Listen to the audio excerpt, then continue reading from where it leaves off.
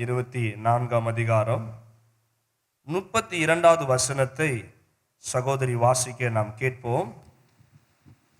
அப்பொழுது அவர்கள் ஒருவரை ஒருவர் நோக்கி, வழியிலே அவர் நம்முடனே பேசி வேத வாக்கியங்களை நமக்கு விளக்கி காட்டின போது நம்முடைய இருதயம் நமக்குள்ளே கொழுந்துவிட்டு எரியவில்லையா என்று சொல்லிக்கொண்டு ஒரு அல்லேலூயா சொல்லுங்க. அல்லேலூயா. சரி, இதனுடைய பின்னணியத்தை நான் உங்களுக்கு விளக்கி நான் அடுத்த பகுதிக்கு நான் போக ஆசைப்படுகிறேன். இயேசு கிறிஸ்து மரித்து இப்போ 3வது நாள் அவர் உயிர் தெழுந்து விட்டார். உயிர் தெழுந்தது யாருக்கும் இப்போ தெரியாது. இப்போ இயேசுவோடு இருக்கிற சில சகோதரிமார்கள் என்ன பண்றாங்கன்னா, இயேசுனுடைய கல்லறைக்கு போய் பரிமள தைலத்தெல்லாம் வைத்து இயேசுனுடைய சரீரத்தின் மேல ஊற்றும் பொழுது துர்நாற்றம் வெளியே வராது என்பதற்காக பரிமளத்தை தைலத்தை எடுத்துக்கொண்டு கல்லறைக்கு நேராக போகிறாங்க. அங்க போகும் பொழுது அவங்க ஒரு பெரிய ஒரு ஆச்சரியம், கல்லறை திறக்கப்பட்டு இருக்கிறது, என்ன நடந்துச்சுன்னு தெரியலன்னு போய் பார்த்தா இயேசு கிறிஸ்துவ அங்க பார்க்க முடியல, அவருடைய சடலம் அங்கே இல்லை. இவங்க கலக்கத்தோட வெளியே வரும் பொழுது தேவ தூதன் வந்து அவங்களுக்கு காட்சி அளித்து சொல்லுகிறாரு, இங்கே நீங்க இயேசு கிறிஸ்துவ தேடுவது என்ன? அவர் உயிர் தெழுந்தார். அவர் ஏற்கனவே சொன்ன பிரகாரம் அவர் உயிர் தெழுந்து உங்களுக்கு முன்பதாக அவர் கலிலேயாவிற்கு போயிருக்கிறாரு, அங்கே நீங்க அவரை பார்க்கலாம் என்று சொல்றாங்க. ஒரு அல்லேலூயா சொல்லுங்க பாப்போம். இவங்க பயங்கர அதிர்ச்சி, இயேசு கிறிஸ்து உயிர் தெழுந்துட்டாரா? ஆனா ஏற்கனவே ஆண்டவர் சொல்லிட்டார், நான் 3வது நாள் என்ன பண்ணுவேன், உயிர் தெழுவேன். ஆனா இவங்க மறந்து போனாங்க. அப்ப இவங்க அந்த காரியத்தை சீஷர்களுக்கு அப்போஸ்தலருக்கு சொல்லலாம் என்று சொல்லி வேகமா அவங்க புறப்பட்டு போகிறாங்க. இந்த காரியத்தை பேதுருவுக்கு சொல்லப்படுகிறது. பேதுரு வந்து பார்க்கிறாரு, ஆனாலும் அவரால் என்ன பண்ண முடியல. அப்போ இந்த செய்தி சீஷர்கள் வட்டாரங்களை தெரிய ஆரம்பித்தது. இப்போ ஒரு 2 சீஷர்கள் எம்மாவு அப்படி என்கிற ஒரு ஊருக்கு நடந்து போய் கொண்டிருக்கிறாங்க. இதை குறித்து பேசிக்கிட்டே போறாங்க. இயேசுவை கல்லறையில காணுமா, அவர் யார் எடுத்துட்டு போனான்னு தெரியல, பெண்கள் சொல்றாங்க அவர் உயிர் தெழுந்தார், எப்படி அது சாத்தியமாகும்னு சொல்லி இந்த 2 சீஷர்களும் பேசிட்டே போகும் பொழுது இயேசு கிறிஸ்து அவர்கள் மத்தியில தோன்ற ஆரம்பிக்கிறார். அல்லேலூயா. அப்ப அவங்க நடந்து போய்கிட்டே இருக்கிற அந்த பகுதியில் இயேசு அவரோட வந்தோன்னு பார்க்குறாங்க. ஊருக்கு புதுசா ஏதோ ஒரு மனுஷன் வந்திருக்கிறாரு அப்படின்னு பார்த்துட்டு இயேசு கிறிஸ்து அவங்களோட கேட்கிறார், நீங்க எதை குறித்து பேசிக்கொண்டு போகிறீர்கள்? உடனே இந்த 2 சீஷர்கள் சொல்றாங்க, உங்களுக்கு இந்த இடத்துல என்ன நடந்துச்சுன்னே தெரியாதா? நீ எந்த ஊருக்காரர் இருப்பா, இங்க என்ன நடந்திருக்குதுன்னு தெரியாம நீங்க இப்படி கேட்குறீங்களே அப்படின்ட்டு இயேசு கிறிஸ்துவை பார்த்து இந்த சீஷர்கள் கேட்குறாங்க. கேட்ட உடனே எனக்கு ஒன்றும் தெரியாதுன்னு இயேசு என்ன பண்றாரு சொல்லுகிறார். உடனே இவங்க விளக்கம் கொடுக்குறாங்க. இப்படி இயேசு கிறிஸ்து அது என்ன சொல்லி விளக்கம் கொடுக்குறாங்க பாருங்க. லூக்கா எழுதின சுவிசேஷம் 24ஆம் அதிகாரம்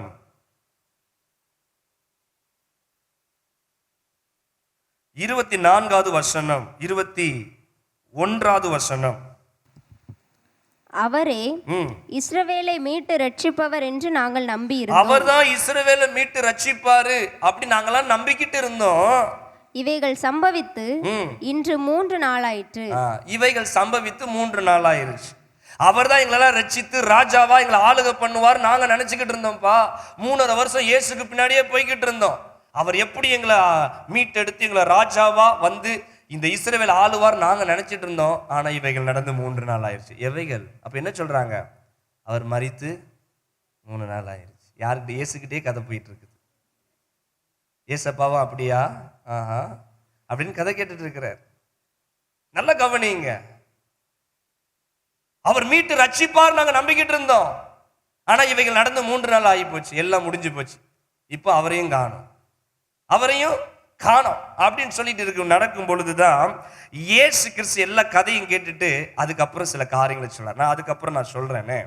இப்போ இந்த கதையெல்லாம் பேசிட்டே போகும் பொழுது அந்த 2 பேருக்கு ரொம்ப அன்பு யார் மேல? பக்கத்துல வந்து நடந்துட்டு இருக்கிறாருல அவர் மேல ரொம்ப அன்பு வந்து அவங்க கேட்கிறாங்க, பொழுது ஆகி போச்சு, நீங்க எங்க கூட வந்து தங்கிட்டு மறுநாள் நீங்க என்ன பண்ணலாம், உங்க இடத்துக்கு நீங்க போங்கன்னு சொல்லி ரொம்ப வருத்தப்பட்டு கூப்பிடுறாங்க. கட்டாயமா நீங்க வாங்க என் கூட. இயேசு கிறிஸ்து என்ன பண்றாரு, அவங்களோட போகிறார். இப்ப அந்த சீஷர்கள் தங்கியிருந்த வீட்டுக்குள்ள போகியாச்சு. போய் அவங்க சாப்பிடுகிற நேரம் வரைக்கும் இயேசு கிறிஸ்து அங்கதான் இருக்கிறார். யாருக்கும் தெரியல அவர் இயேசுன்னு சொல்லி. ஒரு அல்லேலூயா சொல்லுங்க. ஆமா, இன்னைக்கு நிறைய விசுவாசிகளுக்கு இயேசப்பா எங்க இருக்கிறாருன்னு தெரிய மாட்டேங்குது, எதுல பிரியப்படுவார்னு தெரிய மாட்டேங்குது. அவர் நம்ம பண்ணுகிற எல்லா விஷயத்தையும் அவர் அன்போட பார்க்கிறாரா? அவர் நம்ம செய்கிற காரியத்தை அவர் அன்போட அவர் நேசமா ஆசீர்வதிக்கிறாரா? இந்த ஞானம் தெரிய மாட்டேங்குது. சரி, அப்போ சீஷர்கள் எதுவும் அவங்க கண்ணுக்கு தெரியப்படல. அவங்க அமர்ந்திருக்கிறாங்க. இயேசு கிறிஸ்து சாப்பிடக்கூடிய நேரம் வந்தோடனே அவர் அப்பத்தை எடுத்து அவர் ஸ்தோத்திரம் பண்ணி பிக்க ஆரம்பிக்கிறாரு. இவங்க கண்கள் திறக்கப்பட ஆரம்பிச்சது. கண்கள் திறக்கப்படுது. வாசிங்க.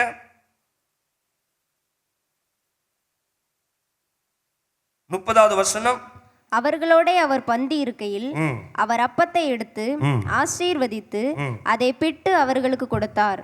அப்பொழுது அவர்களுடைய கண்கள் திறக்கப்பட்டு அவரை அறிந்தார்கள். கைகளை தட்டி அப்பா மகிமைப்படுத்துங்க. அல்லேலூயா. அப்போ அவர்களை அறிந்தார்கள். இவர் இயேசுன்னு சொல்லி எப்பதான் தெரியுது? அப்பதான் தெரியுது. அதுக்கு முன்னாடி தெரியல அவங்களுக்கு. அப்போ இன்னைக்கு நம்ம ஆண்டவரை அறிந்து கொண்டு இருக்கிறோமா? ஆண்டவருடைய பிள்ளைங்கன்னு சொல்லி ஆண்டவரை ஆராதிச்சுட்டு இருக்கிறோமே, நம்ம கண்கள் இன்னைக்கு திறக்கப்பட்டு இருக்குதா? செக் பண்ணுவோமே. ஏசப்பாவுக்கு சித்தமான வாழ்க்கையை வாழ்ந்து கொண்டு, ஏசப்பாவுக்கு பிரியமான வாழ்க்கையை தான் நம்ம வாழ்ந்து கொண்டு இருக்கிறோன்றதை நம்ம அறிந்து கொண்டோமா? அவங்க ஏசப்பாவை கூட வச்சுட்டு அவங்க கண்ணு தெரியாம தான் இருந்தாங்க. அப்ப இன்னைக்கு நம்ம எப்படி இருக்கிறோம்? அல்லேலூயா. இயேசு கிறிஸ்து அப்பத்தை பிட்டு அவங்களுக்கு கொடுக்கும்போது அவன் கண் திறக்கப்படுது. அப்ப அறிந்து கொண்டாங்க, இவர் இயேசு கிறிஸ்து. உடனே அங்க என்ன நடக்கிறது? அவர் உடனே மறைந்து போனார். 31வது வசனம் சொல்லுகிறது, உடனே அவர் அவர்களுக்கு மறைந்து போனார். இவங்க இயேசு என்பது அறிந்து கொண்டோடனே அங்க அதுக்கப்புறம் கண்ணு பாக்குறாங்க, இயேசப்பாவை காணோம். இப்ப எல்லாம் வருத்தப்படுறாங்க. ஐயோ, அப்ப நம்ம கிட்ட வந்தது இயேசப்பா தானா? சகோதரி மரியாள் சொன்னாங்களே, மகதலேனாள் மரியாள் இயேசுவின் தாயார் சொன்னாங்களே, அப்ப அது உண்மைதானா? நாங்க தான் சந்தேகப்பட்டுட்டோமா? எப்பவுமே இந்த மனுஷ புத்தி எப்படின்னா, கண்ணு பார்க்குற வரைக்கும் நம்பாது. இந்த மனுஷ புத்தி இருக்குது தெரியுமா? அற்புதம் நடக்கிற வரைக்கும் நம்ப மாட்டோம். அதான் தோமா கேட்டாரு, அது எப்படி அவர் உயிர் தள்ளுவார்? அப்படி வந்தாலும் அவருடைய கையில் ஆணி அடிச்ச துவாரத்துக்குள்ள நான் எதை விட்டு பார்ப்பேன்? என் விரலை விட்டு பார்ப்பேன். அப்படின்னா தான் நான் நம்புவேன். இன்னைக்கு இந்த சபைக்குள்ள அப்படி இருக்கிறீங்களே யாராவது? எனக்கு அற்புதம் செய்யட்டு நான் இயேசுவை நம்புறேன். என் கடன் எல்லாம், ஆமா எனக்கு நீங்க வாங்கி வச்சிருப்பிய 9 லட்சம் கடனை, என் கடனெல்லாம் ஆண்டவர் அடைக்கட்டும் நான் நம்புறேன். தேவையில்லாம வியாதியை வர வச்சிருப்போம். சாப்பிடக்கூடிய நேரத்தில் சாப்பிடாம தேவையில்லாம சாப்பிட்டுட்டு நல்லா உட்காந்துட்டு அதை மசாலாவெல்லாம் உள்ள விட்டு சாப்பிட்டுட்டு இப்போ எல்லாம் புண்ணாக்கி வச்சுட்டு கர்த்தர் என்னை சுகமாக்கலேன்னு அழுதுகிட்டு இருக்கிற ஜனம் ஏராளம். எல்லாம் பண்றது தப்பி நம்ம பண்ணிட்டு ஆண்டவர் எனக்கு அற்புதம் செய்யலையே. கணவனை நடத்த வேண்டிய வழியில கணவனை நடத்தி இருக்கணும். சகோதரிமார்களே கணவர்கள் மனைவிகளை நடத்த வேண்டிய விதத்துல மனைவியை நடத்தி இருக்கணும்.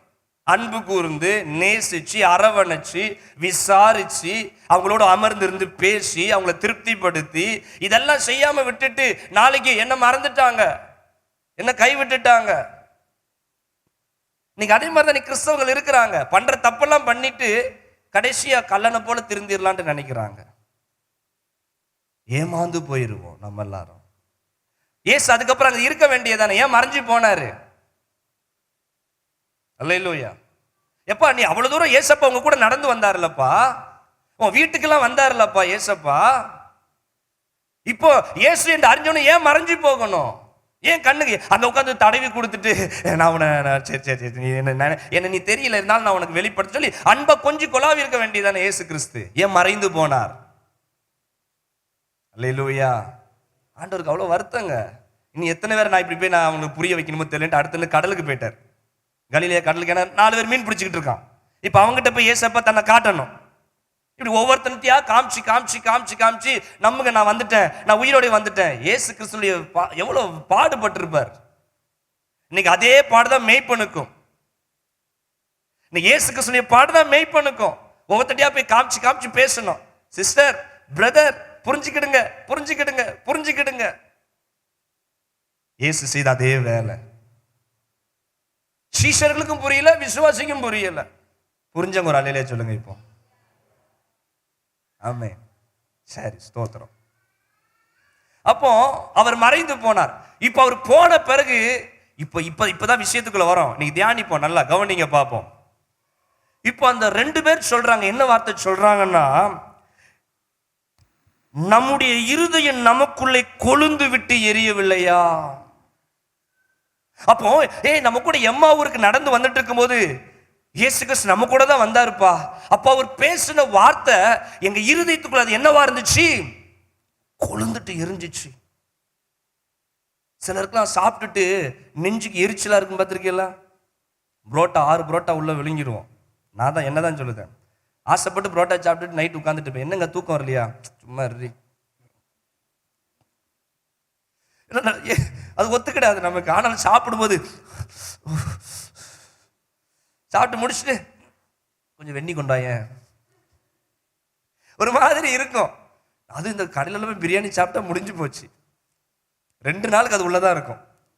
அப்ப அந்த மாதிரி எரிச்சல்ல அவங்க இருதயம் இது ஆவில ஒரு அபிஷேகத்தினுடைய தாக்கம். ஒரு அல்லேலூயா சொல்லுங்க பாப்போம். அவங்க சொல்றாங்க, அவர் பேசும்போது நம்ம இருதயம் கொழுந்து விட்டு எரியலையா? நம்ம இருதயம் அப்படியே பயங்கரமா எரிஞ்சிச்சுப்பா. அப்ப பைபிள் என்ன சொல்லுது பாருங்க, வெளிப்படுத்தினல் 3:16. டக்கு டக்குன்னு இன்னைக்கு கொஞ்சம் வசனத்தெல்லாம் பார்த்துட்டு இன்னைக்கு ஒரு 1.5 மணி நேரம் பிரசங்கம் போகும். என்ன பிரைஸ் தி லார்ட். வெளிப்படுத்தின விஷயம் எல்லாம் எடுங்க. வெளிப்படுத்தின விசேஷம் 3ஆம் அதிகாரம் 16ஆம் வசனம். இப்படி நீ குளிருமின்றி அனலுமின்றி நீ அனலுமின்றி வெதுவெதுப்பாய் இருக்கிறபடியினால் வெதுவெதுப்பா இருக்கிறப்பா உன்னை என் வாயினின்று என் வாயிலிருந்து வாந்தி பண்ணி போடு. நான் வாந்தி பண்ணி போடுவேன். அல்லேலூயா சொல்லுங்க. மெசேஜ் பறக்கும். இப்போ அப்படியே கவனமா நல்லா பிடிச்சுக்கிட்டே வாங்க கூட. இப்போ ஆண்டவர் சொல்றாரு, நீ ஒண்ணு அனலாயிரு இல்லைன்னா குளிராயிரு. சொல்லுங்க, அனலாயிரு குளிராயிரு. நல்லா நெருப்பு எரிஞ்சுக்கிட்டு இருக்கு, பக்கத்துல போனா அனல் அடிக்குதா இல்லையா? அனல் அடிக்குதா இல்லையா? நல்ல மழை காலம் குளிர் வந்தா குளிர்தா இல்லையா? சரி, அப்ப ஆண்டவர் சொல்றாரு, ஒண்ணு அனலாயிரு இல்லைன்னா குளிராயிரு. 2 கட்டா நிலைமையில இருந்தா நான் உன்னை என்ன பண்ணி போடுவேன்? வாந்தி பண்ணி போடுவேன். அப்ப நான் இதுல நான் 2ல நான் ஒன்னு செலக்ட் பண்றேன். என்ன செலக்ட் பண்ண போறீங்க? உங்ககிட்ட சொல்றேன். நீ குளிரா இருக்க போறியா அனலா இருக்க போறியா? சொல்லுங்க. அனலா இருக்க போறேன்றவங்க கை உயர்த்துங்க. நான் குளிரா இருக்கிறேன் பாஸ்டர் அப்படின்றவங்க கை உயர்த்துங்க. இல்லையா? நான் குளிரா இருக்கணும். வெரி குட், நீங்களாம் கொஞ்சம் நல்லா இருக்கிறீங்க அர்த்தம். ஏன் அனலா இருக்கணும் அப்படின்ட்டு நமக்குள்ள ஒரு ஆசை வருதுன்னா வசனம் சொல்லுகிறது. அப்போஸ்தலர் 18:25. அப்போஸ்தலர் 18:25. அவன் கர்த்தருடைய மார்க்கத்திலே நல்லா இன்னும் எடுக்க டைம் ஆகும் போல இருக்கு இவங்களுக்குலாம். நம்ம வர வேகத்துக்கு நீங்களும் பைபிளை டக்கு டக்குன்னு எடுக்கணும். இனிலாம் அப்படியே உட்காந்துட்டு. அப்போஸ்தலர் 18:25ஆம் அதிகாரம். அவன் கர்த்தருடைய மார்க்கத்திலே உபதேசிக்கப்பட்டு யோவான் கொடுத்த ஸ்நானத்தை மாத்திரம் அறிந்தவனாயிருந்து ஆவியில் அனல் உள்ளவனாய் கர்த்தருக்கு அடுத்தவைகளை திட்டமாய் போதகம் பண்ணி கொண்டு வந்தான். ஆமென். இது யார் என்று வேதம் சொல்லுகிறது 24ல அப்போல்லோ என்கிற ஒரு சீஷன். ஒரு ஆமென் சொல்லுங்க. கவனிங்க. அப்ப அப்போல்லோ என்கிற ஒரு மனிதனை குறித்து வேதம் சொல்லுகிறது, அவன் ஆவி அனல் உள்ளவனாய் இருந்தானா. ஒரு ஆமென் சொல்லுங்க. அவ ஆவி எப்படி இருந்துச்சு? சும்மா அனலா இருக்குது. காஃபி கேட்க எத்தனை சூடா காஃபி குடிக்கிற ஆள் இருக்கிறீங்க? Coffee tea. ஆமா, சரி. நீங்க காஃபி குடிக்கிறீங்க, சாயங்காலம் காஃபி கேட்குறீங்க, காலையில போட்ட காஃபி அப்படியே கொண்டு வந்து உங்க ஒய்ஃபு கொஞ்சம் கப்பில் வந்து கொடுக்குது. எப்படி இருக்கும் அது? இந்த கூல் காஃபியா? எப்போ காரி குடிக்கணும், அதுக்குன்னு நல்ல சில்லுன்னு கொடுத்தா எப்படி இருக்கும்? உங்க ஆகாரம் எப்படி இருக்கணும்? அப்போ இவரு நம்ம ஆண்டவருக்குள்ள நம்ம ஆவி எப்படி இருக்கும்னா அனலாவே இருக்கணும். ஒரு அல்லேலூயா சொல்லுங்க. ஏன்னா பைபிள் சொல்லுது அப்போல்லோவினுடைய ஆவி அனலா இருந்துச்சாமா. கங்கு எரிஞ்சுக்கிட்டே இருக்கும். உன் ஜெபம் என்கிற கங்கு, உன் பரிசுத்தம் என்கிற கங்கு, உன் விசுவாசம் என்கிற கங்கு அப்படி ஜக ஜக ஜக ஜக நிக்கணும். ஒரு ஆமென் சொல்லுங்க. அணைஞ்சு போன கங்கு மாதிரி கங்கு அனலா இருந்துச்சுன்னா என்ன கலர்ல இருக்கும்? சிவப்பா இருக்கும். அணைஞ்சு போச்சுன்னா அந்த கங்கு எந்த கலர்ல இருக்கும்? கரு கருன்னு இருக்கும். நீ கருங்க அது என்ன அது கறி கட்ட மாதிரி இருக்குன்னு ஆசைப்படுது எல்லாம் இல்ல, அந்த கங்க தூக்கி வேற இடத்துல போட்டாலும் பத்தி எரியணும் மாதிரி இருக்குன்னு ஆசைப்படுறீங்களா? அப்ப அப்போல்லோ என்கிற ஆவி அனலா இருந்துச்சாமா. சரி, அப்போ இந்த அனல் அணைஞ்சா தானே குளிரா மாறணும். அப்ப அணையக்கூடாது. அது எப்படி பாஷ அணையாம? அப்ப நாங்க எப்பவுமே அப்படின்னு இருக்கணுமா? எப்பவுமே அப்படி இருக்கணுமா? பைபிள் அப்படிதான் சொல்லுது. எடுங்க லேவியராகமம் வாங்க. லேவியராகமம் 6ஆம் அதிகாரம் 13வது வசனம். எல்லாரும் எடுக்கணும் தயவு செஞ்சு. ஏன்னா சத்தியத்தை கொடுக்கும்போது நல்லா வாங்கி சாப்பிட்டு அதை திருப்தியாய் நல்ல புஷ்டியாய் நீங்க வெளியே போகணும். லேவியராகமம் 6ஆம் அதிகாரம் 13வது வசனம், பலிபீடத்தின் மேல் பலிபீடத்தின் மேல் அக்கினி எப்பொழுதும் எரிந்து கொண்டிருக்க வேண்டும். அக்கினி எப்பொழுதும் எரிந்து கொண்டிருக்க வேண்டும். அது ஒரு பொழுதும் அவிந்து Yes, போகலாகாது. அது ஒருபோதும் அவிந்து போகலாகாது. கையை தட்டி அப்பா மகிமைப்படுத்துங்க பாப்போம். பழைய ஏற்பாட்டுல ஆசாரிப்பு கூடாரத்துல ஆண்டவர் சொல்றாரு, பலிபீடத்துல அக்கினி எரிஞ்சுக்கிட்டே தான் இருக்கணும். பலிபீடத்துல கங்கு எரிஞ்சுக்கிட்டே இருக்கு, அது அணையவே கூடாது. புதிய ஏற்பாட்டுல ஆலயம் எது ஐயா?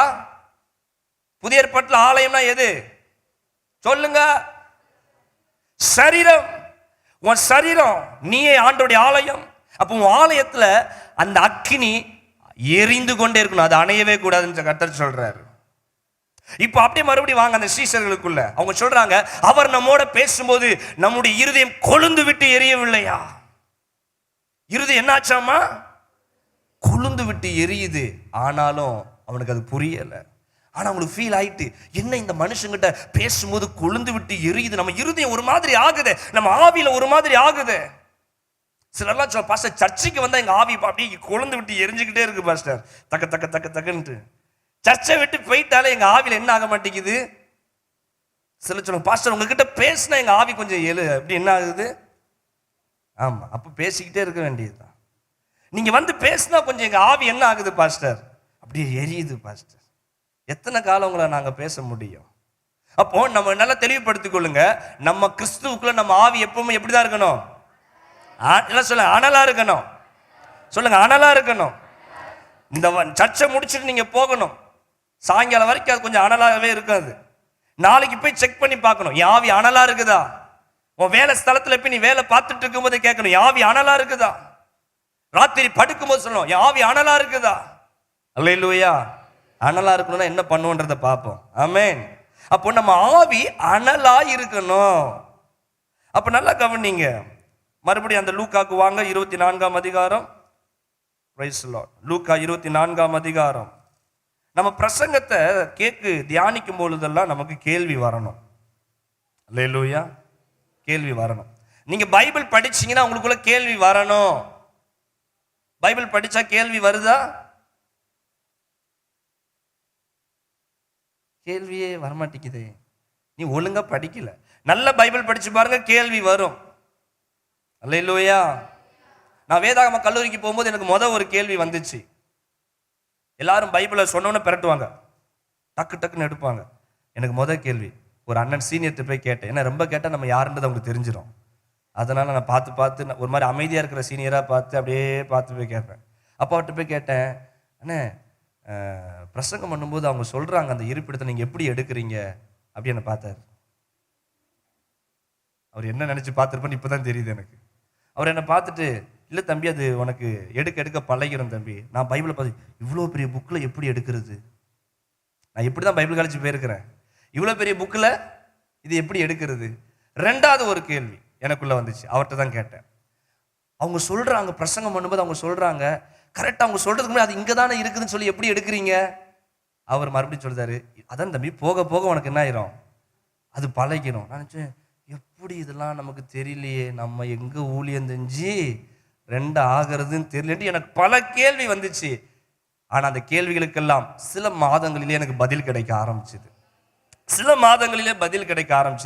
பரலோக சாட்சி சபை பிள்ளைகளுக்கு வருடங்களிலே பதில் கிடைக்கிறதா? எவ்வளவு லென்த்தா போகுது இல்ல? அப்போ என் இருதயம் கொழுந்து விட்டு எரியவில்லையா? அப்ப இதுல ஒரு கேள்வி, எதனால இருதயம் கொழுந்து விட்டு எரிஞ்சிச்சு, என்ன காரணம்? அதே வசனத்துல சொல்லி இருக்குது, ஆன்சர் அதிலே தான் இருக்குது. 32 வாசிமா. அப்பொழுது அவர்கள் ஒருவரை ஒருவர் நோக்கி, வழியிலே அவர் நம்முடனே பேசி வேத வாக்கியங்களை நமக்கு விளங்க காட்டின பொழுது. கவனிங்க, அவர் நம்முடனே பேசி வேத வாக்கியங்களை நமக்கு விளக்கம் காட்டின பொழுது நம்முடைய இருதயம் நமக்குள்ளே கொழுந்து விட்டு எரியவில்லையா? ஒரு அல்லேலூயா சொல்லுங்க. ஆன்சர் இருக்குது பாரு. அப்போ எதனால உன் இருதயம் கொழுந்து விட்டு எரிஞ்சிச்சுன்னா, அவர் வேத வசனங்களை விளக்கம் காட்டின பொழுது, வேத வார்த்தையை, இந்த அப்பத்தை ஆண்டவர் பிட்டார். சீஷர்களுக்கு அப்பத்தை என்ன பண்ண, அப்பமும் வார்த்தையும் ஒண்ணுப்பா, அதை நீங்க ஏத்துக்கிடணும். அல்லேலூயா. அவர் அப்பத்தை பிக்கும் போது கண்ணு திறக்குது, அங்க எம்மா ஊருக்கு போய்கிட்டு இருக்கும் பொழுது வசனத்தை விளக்கம் காட்டி பேசுகிறார். அவர் விளக்கம் காட்ட காட்ட இவனுக்குள்ள மனசு எரிய ஆரம்பிச்சிருச்சு. ஆண்டவருடைய பலிபீடத்துல அந்த வார்த்தை வரும்பொழுது உன் இருதயம் எரியுதா செக் பண்ணி பாரு. உன் உடம்புக்குள்ள ஒரு நடுக்கம் வருதா? வசனம் வரும் பொழுது உன் ஆவி நடுங்குதான்னு பாரு. நீ வீட்டுல தனிமையா உட்கார்ந்து பைபிளை படிக்கும் பொழுது அப்படியே குளிர்ந்து போய் படிக்கிறியா? அந்த வசனம் வர வர வர வர உன் இருதயம் நடுங்குதா? உன் ஆவில என்ன வருதுன்னு கண்டுபிடிக்கணும். அல்லேலூயா. அப்போ வேத வசனத்தை விளக்கம் காட்டும் பொழுது அவங்க இருதயம் பயங்கரமா எரியுது, கொழுந்து விட்டு எரியுது. அவர் என்ன விளக்கம் காமிச்சாரு? அதே அதிகாரம் 25 வாசிமா. அப்பொழுது அவர் அவர்களை நோக்கி, தீர்க்கதரிசிகள் சொன்ன யாவையும் விசுவாசிக்கிறதற்கு புத்தி இல்லாத மந்த இருதயம் உள்ளவர்களே. ஹலோ, கவனிங்க. இப்ப 2 பேர் நடந்து வந்துட்டு இருக்கிறாங்க. அவங்களுக்கு ஏசப்பா இப்பதான் வசனத்தை சொல்லி கொடுக்க ஆரம்பிக்கிறாரு. வசனத்தை சொல்லி கொடுக்கும்போது எப்படி ஆரம்பிக்கிறாரு? தீர்க்கதரிசிகள் எல்லாம் சொன்ன யாவையும் விசுவாசிக்கிறதற்கு புத்தி இல்லாத மந்த இருதயம் உள்ளவர்களே. புத்தி இல்லாத மந்த இருதயம் உள்ளவர்களே. ஏன்னா என்ன வார்த்தையை யார்கிட்ட பேசிட்டாங்க? ஏசப்பா கிட்ட. அவர் இஸ்ரவேலை மீட்டு ரட்சிப்பார் நாங்க நினைச்சோம். இவைகள் நடந்து 3 நாள் ஆயிட்டு. ஆமா, எங்களை ஆண்டவர் நடத்துவார் நினைச்சோம்பா. அப்படித்தான் சபைக்கு போனோம், ஒன்னும் நடந்த மாதிரி இல்லை. ஆண்டவர் காப்பாத்துவார் நினைச்சோம், ஒன்னும் நடந்த மாதிரி இல்ல. மந்த இருதயம் உள்ளவர்களே, புத்தி இல்லாதவர்களே. ஏசு அப்படி சீசர்களை சொன்னார். ஒரு அல்லேலூயா சொல்லுங்க. நீங்க ஒரு மாதிரி என்ன பாக்கிய? ஏசப்பா சீசரை பார்த்து சொன்னார், நீங்களாம் எவ்வளோ நல்ல பிள்ளைகள். ஆமே, உங்களுக்கு சொன்ன உடனே டக்குன்னு புரிஞ்சிடுது இல்ல?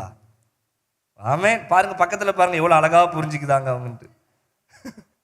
அப்ப இயேசு கிறிஸ்து அவங்கள பார்த்து சொல்றாரு, என்கிட்டே வந்துட்டு இஸ்ரவேலை ரட்சிப்பாரு. லாஸ்ட்ல இவர்கள் நடந்து 3 நாள் ஆயிட்டு. அப்படின்னா என்ன அர்த்தம்? ஆமா, வந்து சொன்னாரு, நம்பிட்டு நாங்களும் ஓசனா ஓசனான்னு பாடிட்டு போனோம். லாஸ்ட்ல அடிச்சு உடைச்சி கல்லறைக்குள்ள தூக்கி அவரையும் தூக்கிட்டு போயிட்டானுங்க. அதை கூட ஏத்துக்க முடியல பாரு, உயிர் தெழுந்தாருன்றத. சரி, வாழ்க்கை தான் முடிஞ்சிச்சின்னு பார்த்தா லாஸ்ட்ல அவரையும் தூக்கிட்டு களவாண்டுட்டு போயிட்டானுங்க. என்ன தப்போ அப்படின்னு ஒன்று ஆண்டவருக்கு வந்துச்சு கோபம். அடுத்தடுத்த வசனத்துல பார்த்தா தெரியும், கிறிஸ்து இவ்விதமாய் பாடுபடவும் ஆண்டவர் நமக்கு சொல்லி இருக்கிறாரு. மோசே சொல்லி இருக்கிறாரு, தீர்க்கதரிசிகள் அவங்களுக்கு ஏற்கனவே முன்னறிவிச்சிருக்கிறாங்களே அப்படின்ட்டு ஆண்டவர் அவங்களுக்கு சொல்லும் பொழுது 28 வாசிமா. அத்தருணத்தில் தாங்கள் போகிற கிராமத்துக்கு சமீபமானார்கள். இல்ல 27 வாசி. மோசே முதலிய சகல தீர்க்கதரிசிகளும் எழுதின வேத வாக்கியங்கள் எல்லாவற்றிலும் தம்மை குறித்து சொல்லியவைகளை அவர்களுக்கு விவரித்து காண்பித்தார். ஆண்டவர் பார்த்துட்டார், இவனுக்கு கொஞ்சம் புரியுற மாதிரி சொல்லலன்னா புரியாதுன்னு சொல்லிட்டு பக்குவமா விவரித்து காண்பிச்சார். இப்ப இங்க விவரித்து காண்பிக்கும் பொழுது, வேத வசனங்களை விவரித்து காட்டும் பொழுது இங்க என்ன ஆக ஆரம்பிச்சிருச்சு? இருதயம் கொழுந்து விட்டு எரிய ஆரம்பிச்சிருச்சு. கையை உயர்த்தி ஒரு அல்லேலூயா சொல்லுங்க பாப்போம். அப்போ உன் இருதயம் அனலா இருக்க வேண்டும் சொன்னா, நீங்க கிறிஸ்துவ ஜீவியத்துல அனலா இருக்கணும்னா நீங்க அறிந்து கொள்ள வேண்டியது வசனத்தை விவரமாய் நீங்கள் அறிந்து கொள்ள வேண்டும். வசனத்தை நீங்க என்ன பண்ணணும்? விவரமா அறிந்து கொள்ளணும். இப்ப மறுபடியும் வாங்க, அப்போலோ என்கிற ஒரு மனிதனை பார்த்தோம்ல, அப்போஸ்தலர் 18க்கு வாங்க. அப்போஸ்தலர் 18 அவரை குறித்து நம்ம பார்த்தோமே, அவர் ஆவியில் அனலா இருந்தாருன்னு சொல்லி. எப்படி அவருடைய ஆவி அனலாச்சு கண்டுபிடிப்போமா? அப்போஸ்தலர் 18:25 வாசிங்க மறுபடியும். அவன் கர்த்தருடைய மார்க்கத்திலே உபதேசிக்கப்பட்டு. அப்போலோ என்கிறவனை கர்த்தருடைய மார்க்கத்துல உபதேசிக்கப்பட்டு. கவனிங்க, இப்ப அப்போலோங்கிற ஒரு மனுஷனுக்கு எதை உபதேசம் கொடுக்கறாங்க? கர்த்தருடைய மார்க்கத்தை குறித்து, இயேசு கிறிஸ்துவின் வழியை குறித்து அப்போலோவுக்கு உபதேசம் பண்ணப்படுது, கற்றுக் கொடுக்கப்படுகிறது. வசனத்தை கருத்து, நீ கையை வச்சு இப்படி ஜெபம் பண்ணணும், வர்ஷிப் பண்ணும்போது நீ கையை இப்படி உயர்த்தி ஆராதிக்க வேண்டும், நீ கீபோர்டுக்கு இப்படி பாட்டு பாட வேண்டும். இப்படிலாம் ஊழியக்காரன் கற்றுக் கொடுத்தா விளங்கவே மாட்டான். நீ இந்த மாதிரி ட்ரெஸ் பண்ணணும், நீ இந்த மாதிரி போய் நிற்கணும், நீ இப்படி இப்படி இப்படி நீ ஊழியம் பண்ணணும், மெசேஜ் கொடுக்கும்போது ஒரு கதை சொல்லணும், மெசேஜ் கொடுக்கும்போது நீ அப்படி ஒரு பாட்டு பாடணும். இதெல்லாம் கொத்தனாருக்கு சொல்லி கொடுத்தா கூட அவன் பண்ணுவான். பிள்ளைகளை கூப்பிட்டு வந்து சண்டே கிளாஸ்க்கு நீ இப்படி நடத்தணும், அவங்க அப்படி நடத்தணும். நான் பிரசங்கம் பண்ணும்போது 4 பேர் தூங்க தான் செய்வான், அதுக்கு ஒரு அல்லேலூயா சொல்லணும், அல்லேலூயா அப்படின்னு அவன் முடிச்சுக்கிடுவான். இதெல்லாம் இல்லையா? கர்த்தரின் மார்க்கம் என்பது வேறு, உலக ஞானம் என்பது வேறு. நீ தேவனுக்காக ஊழியம் செய்யணும், நீ கர்த்தருக்காக சபையில எழுமணும்னா உனக்கு வசனம் தெரியணும். அதுவும் எந்த வசனம்? கர்த்தருடைய மார்க்கத்தின் பிரகாரம் அவர் எப்படி நடந்தாரோ, அவர் எப்படி பேசினாரோ, அவர் எப்படி ஜனங்களோடு பழகினாரோ அதை கூட்டவும் கூடாது, குறைக்கவும் கூடாது. அதை அப்படியே நீ கற்றுக்கொள்வனா உன் ஆவி அனல் உள்ளவைகளாய் மாறும். அல்லேலூயா. இன்னைக்கு ஏன் நம்ம ஆவி அனலா மாற மாட்டேங்குது? ஊழியக்காரனை தான் பார்க்கிறோம், வேற ஒரு சபையில வேற ஒரு ஊழியக்காரனை பார்க்கிறோம், அவர் பேசுறத பார்க்கிறோம். கர்த்தரின் மார்க்கத்தை பாரு. அப்போலோவுக்கு கர்த்தருடைய மார்க்கம் உபதேசிக்கப்பட்டு, அப்ப அதுல அவர் இருக்கிறதுனால அவருடைய ஆவி என்னாச்சு? அனலாய் மாறினது. இன்னைக்கு ஆண்டவருடைய வசனம் உங்களுக்கு தெரியுமா? கர்த்தருடைய மார்க்கத்தின்படி நம்ம கற்றுக் கொடுக்க பட்டு கொண்டு இருக்கிறோமா? சரி, அப்போ உபதேசிக்கப்பட்டு என்ன நடந்துச்சு? 25 லாஸ்டுக்கு வாமா அப்படியே. ஆவியில் அனல் உள்ளவனாய், ஆவியில் அனல் உள்ளவனாய் கர்த்தருக்கு அடுத்தவைகளை திட்டமாய் போதகம் பண்ணி கொண்டு வந்தான். இப்ப மறுபடியும் மேல போங்க. அவனுக்கு கர்த்தருடைய மார்க்கத்துல உபதேசிக்கப்பட்டுச்சு. கவனி, உபதேசிக்கப்பட்டுச்சு. இப்ப உபதேசிக்கப்பட்டதுனால அனலாய் மாறினார். அனலானதுனால என்ன நடந்துச்சு? கர்த்தருக்குரிய காரியங்களை திட்டமாய் போதகம் பண்ணினான். கையை தட்டி அப்பா மகிமைப்படுத்துங்க பாப்பா.